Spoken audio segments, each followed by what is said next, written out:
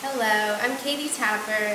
This was a 6-week OSEA Field School program in Yucatan in a town called Piste, really close to the ancient ruins of Chichen Itza. And it was a really amazing program. When I first heard about it, I didn't have that much information, to be honest. And the website couldn't possibly explain everything that you're going to experience here. It's a really academically rigorous program. Our classes were amazing. Our professors were so insightful and helpful, so much guidance.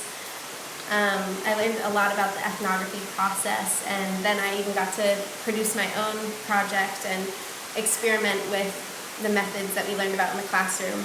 My work was on youth sexualities and intimacy production in terms of technology.